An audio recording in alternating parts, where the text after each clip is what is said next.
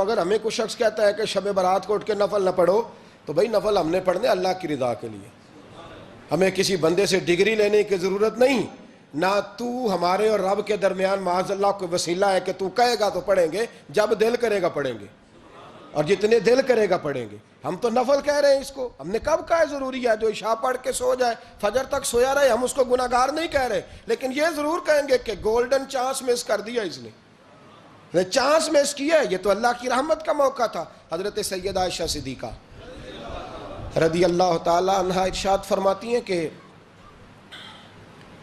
شعبان کی 15ویں رات تھی، یعنی شب برات کی رات، فرماتی ہیں شعبان کی 15ویں رات تھی، میں نے اچانک نظر ڈالی تو حضور میرے بستر میں تھے، پھر میری نظر پڑی تو حضور نہیں تھے، میرے دل میں گمان آیا، خیال آیا کہ شاید کسی اور زوجہ کی طرف حضور کا میلان طبع ہو گیا ہو، وہاں تشریف لے گئے ہوں۔ فرماتی میں اٹھی باہر گئی تو نبی کریم علیہ السلام جنت البقیع میں تھے، قریب ایک جگہ پہ حضور دعائیں مانگ رہے تھے۔ فرماتے میں گیا تو حضور فرمانے لگے، ابو بکر کی بیٹی تو نے کیا گمان کیا کہ اللہ کا رسول تیری حق تلفی کرے گا؟ عرض کی حضور آپ مالک ہیں، کہیں اور جانا چاہیں تو میری طرف سے پابندی نہیں۔ کہتی ہے وہاں کھڑے کھڑے میرے رسول کریم نے بیان فرمایا، یہ ترمذی کے لفظ ہیں، حضور نے فرمایا عائشہ یہ شعبان کی 15ویں رات ہے، مدینے میں سب سے زیادہ بکریاں بنو کلب کا قبیلہ پالتا تھا، فرمایا آج کی رات بنو کلب کے قبیلے کی بکریوں کی تعداد کے مطابق اللہ میری امت کے لوگوں کی بخشی فرما دے گا۔ یہ وہ رات ہے۔ جناب عائشہ صدیقہ رضی اللہ تعالی عنہ نے بات رات کو سنی تنہائی میں، نبی پاک سے رات کو تنہائی میں حضور سے سنی، سویرے جناب عائشہ نے کل امت کو بتائی۔ اگر یہ بات اہمیت والی نہ ہوتی تو بی بی صاحبہ آگے روایت کرتی، یہ کتابوں میں آتی، یہ لوگوں کو بتاتی۔ حضرت عائشہ نے روایت کیا اور مولا علی شیر خدا نے تو کھل کے کہا، ابن ماجہ میں حضرت علی سے پیار کرنے والوں کے لیے الگ عنوان، مولا علی نے کھل کے فرمایا شعبان کی 15ویں رات کو رات عبادت کرنا اور سویرے روزہ رکھنا۔ حضرت علی کے لفظ بائی نہیں سیاستہ میں، رات کو روز عبادت کرنا، دن کو روزہ رکھنا۔ ویسے تو رب کریم ہر روز تہجد کے وقت پہلے آسمان پر نزول اجلال فرماتا ہے اور لوگوں کو فرماتا ہے کوئی بخشش مانگنے والا؟ اور فرمایا ہر روز تہجد کے وقت یہ اعلان ہوتا ہے، پر شب برات کو نا شروع رات سے یہ اعلان شروع ہو جاتا ہے۔ ادھر دیکھو میری طرف، مغرب سے اعلان شروع ہو جائے گا۔ اللہ کرے آپ کو سمجھ آئے، اللہ کرے آپ کو، اور بھائی یہاں بار لوٹ سیل لگ جائے، یہاں ابھی سیل لگ جائے، 5000 والا جوڑا 1500 میں، تو رش ختم ہوگا۔ اور بھائی اگر یہ لگ جائے، چلو یہ تو دور کی بات ہے نا، ہم تو لنگر والے لوگ ہیں، اگر لنگر کا اعلان ہو جائے کہ بڑا تگڑا ہے، بڑا تگڑا، ہمارے ہاں تو شادی کی روٹی کھلتی ہے تو لوگ آخری روٹی سمجھ کے کھاتے ہیں، تو شاید اللہ ماشاءاللہ یہ آخری ہے، اس کے بعد نہ ملے گی۔ جب اعلان ہوتا ہے اور دعوت ہوتی ہے کہ کھلا ہے جی کھاؤ، کیا حشر ہوتا ہے، کیا انداز ہے۔ مولا علی شیر خدا حدیث روایت کرتے ہیں، رنگ کیا ہے؟ فرمایا باقی راتوں میں نا تھوڑا سا پیکج ہوتا ہے، تھوڑا سا، آخری حصے میں رات کے شب برات کو نا رات چڑھتے ہی اللہ پہلے آسمان پر جو اس کی شان کے لائق ہے نزول جلال فرماتا ہے، اور پہلا جملہ یہ فرماتا ہے کوئی معافی مانگنے والا؟ اللہ کرے آپ کو سمجھ آئے، یعنی معافی دینے والا کہہ رہا ہے چلو آؤ ادھر آؤ، ذرا معافی مانگو، میں معاف کرنے آیا ہوں، مانگو معافی۔ ہے کوئی معافی مانگنے والا؟ معاف کر دیں گے۔ اور آپ فرماتے ہیں ہے کوئی رزق مانگنے والا؟ وہ جو بڑی درخواستیں دیتے پھرتے ہیں نا مختلف اداروں میں، وہ ایک درخواست نا کل شب برات والی رات بھی دیں، اللہ کرے آپ کو سمجھ آئے۔ وہ جو کہتے ہیں نا بڑی بڑی کمپنیوں میں نے اپلیکیشن جمع کرائی ہے تو کہیں کام نہیں بن رہا تو نسخہ دے رہا ہوں، ایک اپلیکیشن کل رات بھی جمع کراؤ انشاءاللہ کام بن جائے گا۔ اور میں نہیں کہہ رہا، مولا علی شیر خدا فرما رہے ہیں، اور وہ خود نہیں فرما رہے، وہ نبی پاک کا فرمان نقل کر رہے ہیں، اور وہ رسول اللہ صلی اللہ علیہ وسلم کی بات نہیں بیان کر رہے، وہ کہتے ہیں رب فرماتا ہے کوئی روزی مانگنے والا؟ سارے سیٹھوں نوابوں جاگیرداروں کے پاس جا جا کے تھک گئے ہو، ایک دن میرے کہنے پر، ایک رات، ایک دیہڑی ذرا شب برات والی لگا کے تو دیکھو، پر شرط یہ ہے کہ یقین کامل ہو، ارادہ یہ، مطلب اللہ معاف کرے، آپ نے ناراض نہیں ہونا، لیکن وہ ماحول اس طرح کا ہے کہ شب برات کو ایک دو ساتھی کو کہا رات کو عبادت کر کہتے جی وہ تو ٹھیک ہے پر سویرے چھٹی نہیں، کام کرنا ہے. یعنی رب کہہ رہا ہے کہ تو آ جا شب برات کی رات، جو مانگے گا وہ تجھے. لیکن یہ ادھر نہیں توجہ کر رہا، یہ کہتا ہے سویرے 10 بجے دکان نہ کھلی تو مشکل ہو جائے گی، دفتر نہ گیا تو حالات. آپ دیکھیں ذرا، اب جب یقین اس طرح کا ہو تو پھر تو بھائی ساری زندگی اداروں میں درخواستیں دینی ہیں. پھر آپ جیسا آپ کا مزاج ہوگا، اللہ تعالیٰ تو بندے کے گمان کے قریب ہے. تو میرے رسول پاک علیہ السلام نے ہمیں یہ میسج دیا، پیغام دیا، فرمایا اس رات جو اولاد مانگے گا رب اسے بھی عطا فرمائے گا، اس رات جو اللہ سے بخشش مانگے گا اللہ اسے بھی دے گا، اس رات جو رب کریم سے عزت مانگے گا اللہ اسے بھی عطا کرے گا. شارحین نے لکھا اس رات جو رب سے پردہ پوشی مانگے گا اللہ اسے پردہ پوشی بھی عطا کرے گا، جو جنت کا سوالی ہوگا رب اپنے فضل سے عطا فرمائے گا. کوشش فرمائیں، کوشش فرمائیں. 10 محرم کو ہمارے ہاں لوگ جاتے ہیں قبرستان، وہ کسی حدیث سے ثابت نہیں، میں منع نہیں کر رہا، جائیں 9 محرم کو جائیں، 10 کو جائیں، 11 کو جائیں، 8 کو جائیں، سفر میں جائیں، ربیع الاول میں جائیں، قبرستان میں جب بھی جائیں منع نہیں ہے. لیکن شب برات والی رات تو خود رسول کریم گئے ہیں نا قبرستان. اب جو بات میں نے سمجھانی ہے اس کو سمجھیں. نبی پاک کی والدہ کا مزار نہیں ہے وہاں جنت البقیع میں، حضور کے کو بھائی بہن، حضور کیا کرنے گئے؟ امت کی بخشش کے لیے گئے. شب برات کی رات لالچی نہ بنے کہ صرف میں نے اپنے لیے روزی مانگنی ہے، کل امت کے لیے مانگے رب کریم سے، مانگے اپنے بھائی کے لیے، مانگے اپنی بہن کے لیے، مانگے اپنے بیٹے کے لیے، مانگے اپنی بیٹی کے لیے، مانگے اللہ کریم سے. یہ مانگنے کی رات ہے. پچھلی راتی رحمت رب دی کرے بلند آوازہ، بخشش منگن وارے کارن کھلا جے دروازہ. آئیں اللہ کی بارگاہ میں اس رات کو کھل کے دعا مانگیں. قبرستانوں میں نا کچھ قبریں ایسی ہیں کہ جو بتاتی ہیں کہ سالوں بیت گئے ہیں کوئی آیا نہیں. کچھ قبریں بتاتی ہیں. اور کچھ بڑے قبرستان بڑے شہروں میں ایسے بھی ہیں کہ جن کا گورکن کہتا ہے کہ مجھے کمیٹی نے کہہ دیا ہے جہاں 4-5 سال کوئی نہ آئے وہاں نئی قبر بنا دیا کرو، وہاں نئی قبر بن جاتی ہے معاذ اللہ.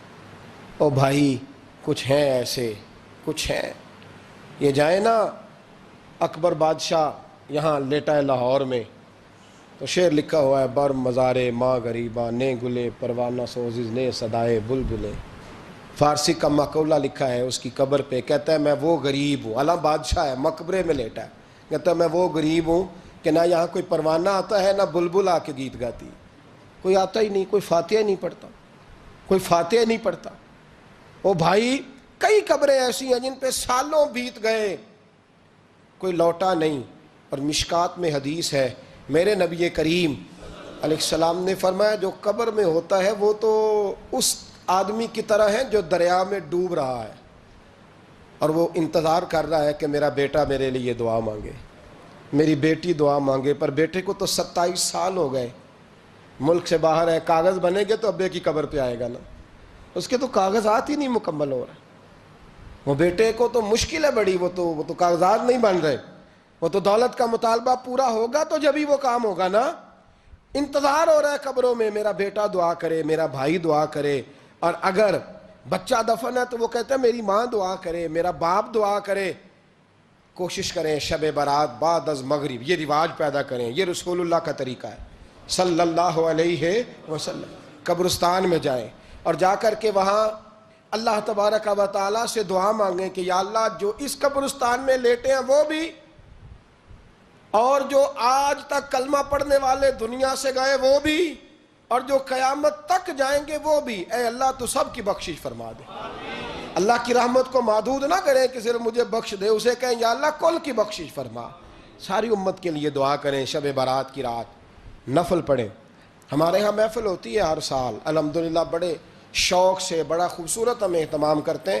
لیکن میں اکثر دوستوں سے کہا کرتا ہوں کہ جن کو اکیلے میں نفل پڑھنے میں مزہ آئے وہ اکیلے میں پڑھیں. کتنی کھلی بات کر رہا ہوں، میں پابند نہیں کر رہا کہ آپ یہاں آئیں گے محفل میں آئیں گے ضروری ہے. بھئی آپ کو اکیلے میں مزہ آتا ہے نا. کچھ لوگ تنہائی میں ہو تو دل زیادہ لگتا ہے، وہ تنہائی میں کریں اللہ اللہ کوئی عرض نہیں. لیکن کچھ ایسے ہیں کہ نعت سنتے ہیں تو دل نرم ہوتا ہے، تقریر سنتے ہیں تو دل نرم ہوتا ہے. تو جن کا اس طرح نرم ہوتا ہے وہ مسجد میں آئے, بات سنے. کچھ کو سب کے بیچ بیٹھ کے رونا آتا ہے. حضرت سعدی شیرازی فرمایا کرتے تھے کچھ لوگوں کے آنسو مجھے رلا جاتے ہیں. فرماتے ہیں کچھ کی آنکھیں دیکھ کے رو پڑتا ہوں, لہٰذا میں جب بھی ذکر کرتا ہوں محفلوں میں بیٹھ کے کرتا ہوں. تنہائیوں میں مجھ سے نہیں ہوتا, تو جس سے نہیں ہوتا وہ آئے نا, مسجد میں آئے, رات عبادت کریں. کل مغرب سے پہلے پہلے کام سمیٹ لیں سارے, اور مغرب کے بعد یہ رات شروع ہوگی, مغرب کے بعد ایک چھٹی کر لو اللہ رسول کے لیے. کر لیں گے انشاءاللہ تعالی ایک چھٹی. اور توبہ کی رات ہے یہ, توبہ کرنی ہے. توبہ کس کو کہتے ہیں؟ توبہ کا معنی ہے پچھلے گناہ پر پچھتانا,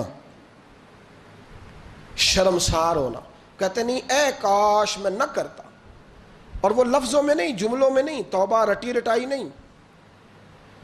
شرمسار ہونا اور آئندہ گناہ نہ کرنے کا پکا ارادہ کرنا, اس کا نام توبہ ہے. دیکھیں اللہ تعالیٰ فضل کرے, میں نے پچھلے سال کہا تھا پھر کہتا ہوں, مسجدوں سے نا شب برات کی رات, شب قدر کی رات چیخوں کی آوازیں آتی ہیں, لوگ اتنا روتے ہیں نا. رونا چاہیے, کم روتے ہیں, زیادہ رونا چاہیے. لیکن سوال یہ ہے کہ اتنا زیادہ لوگ شب برات کی رات روتے ہیں, کیا پھر سویرے بددیانتی ختم ہو جاتی ہے؟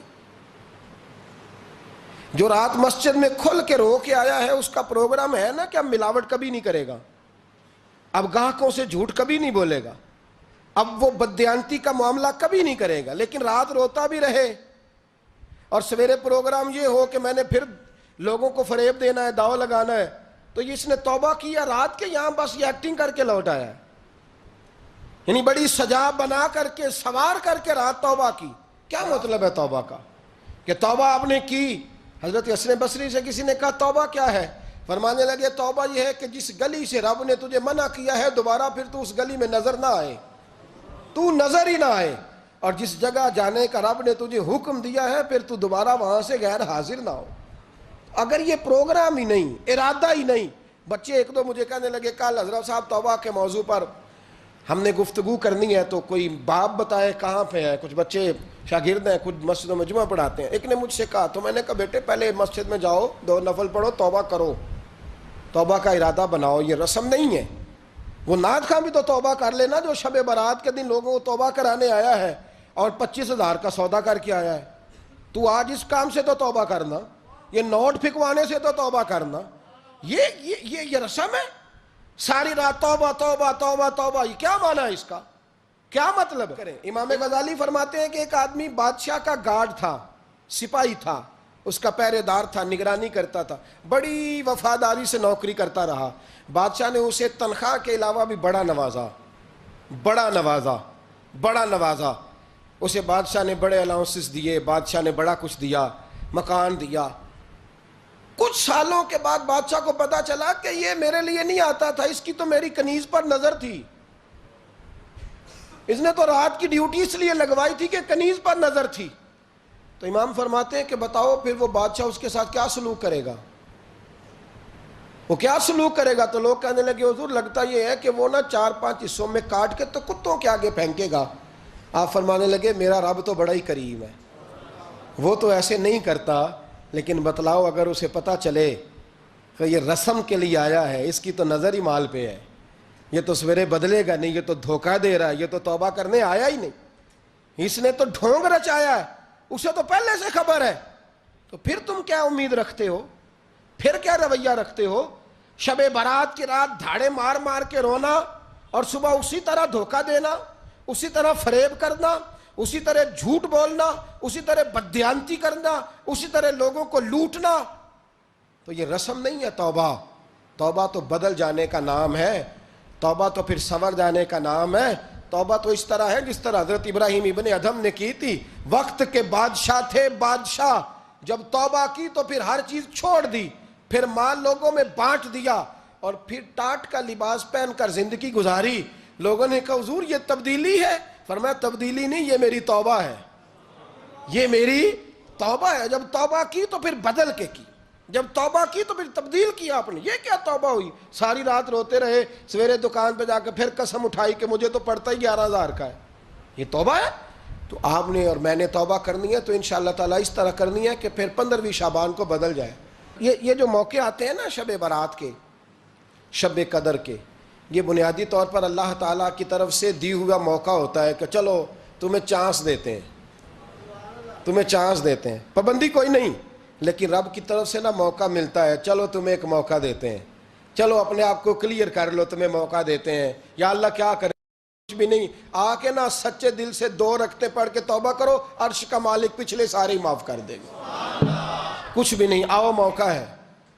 ان لوگوں کی باتوں پہ نہ جائیں جو بلا وجہ پریشان کرتے ہیں، ہمیں بھی روز ہی سوال آتے ہیں، دل نہیں کرتا، کچھ باتیں ایسی ہیں جو کرنے کو طبیعت نہیں چاہتی، میں کروں گا بھی نہیں۔ لوگوں کو شب برات کا حوالہ بھی نہیں مل رہا، حالانکہ ترمذی شریف میں حدیث موجود ہے، صحاح ستہ کی روایت ہے، ترمذی میں موجود ہے۔ پہلے کہتے ہیں صحاح ستہ سے دکھاؤ، جب صحاح ستہ سے مل گئی تو آپ اور کدھر جانا ہے؟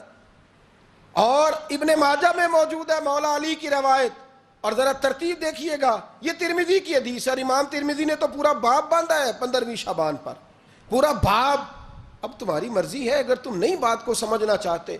اور مجھے پتا کیوں یہ شب برات کیا لگتا ہے، مجھے کبھی کبھی یوں لگتا ہے کہ رب فرماتا ہے کہ رمضان سے 15 دن پہلے ہی پکی سچی توبہ کر لے، تیاری کر، پاک صاف ہو جا، تاکہ جب رمضان آئے نا تو پھر تجھے پاک ہونے کی ضرورت نہ پڑے، بس پھر تو آتا جائے اور میں تیرے اوپر رحمت نچھاور کرتا جاؤں۔ بس تو پہلے ہی تیاری کر، 15 دن پہلے ہی، 14 دن پہلے تیار ہو جا۔ کل رات اپنے آپ کو ذہنی طور پر تیار کریں، بچوں کو تیار کریں، گھروں کو تیار کریں۔ اب جب مہمان آتے ہیں نا بڑا کچھ کرتے ہیں، شب برات آئے تو مصلی ایک دفعہ دھویا کریں، ایک دفعہ مصلی دھویا کریں۔ فرش دھوتے ہیں نا، مہمانوں نے آنا ہے تو ایک کمرے کا فرش دھو کے صاف کریں کہ خواتین نے یہاں ساری رات نماز پڑھنی، یہ ارادے بنائیں۔ جس طرح آپ کہتے ہیں نا رات کو سفر کرنا ہے تو دوپہر میں تھوڑا آرام نہ کر لوں تو کل دوپہر میں آرام کر لیں، تاکہ رات کو رب رب کرنا آسان ہو جائے، اللہ کی بارگاہ میں بیٹھنا آسان ہو جائے۔ مکمل طور پر ذہنی طور پر اپنے آپ کو تیار کریں۔ یہاں بھی محفل ہوگی انشاءاللہ، عشاء کے متصل بعد شروع ہو جائے گی، 12 بجے تک محفل چلے گی، پھر 12 بجے کے بعد نماز تسبیح پڑھی جائے گی، پھر 1 بجے پھر دوبارہ آپ کو اجازت دی جائے گی، کوئی انفرادی طور پر گھنٹہ سوا اپنی الگ سے کوئی عبادت کرنا چاہے تو وہ تب بھی ممکن ہو، جیسے آپ کو موقع بنے۔ میں کہہ چکا ہوں، لیکن وقت ضائع نہ کرنا، گولڈن چانس ہے، اس کو مس نہ کرنا، یہ شب نجات ہے، اس کے ضرور قریب جانا۔ رب کریم سمجھنے کی توفیق عطا فرمائے۔ آخر دعوایا ان الحمدللہ رب العالمین۔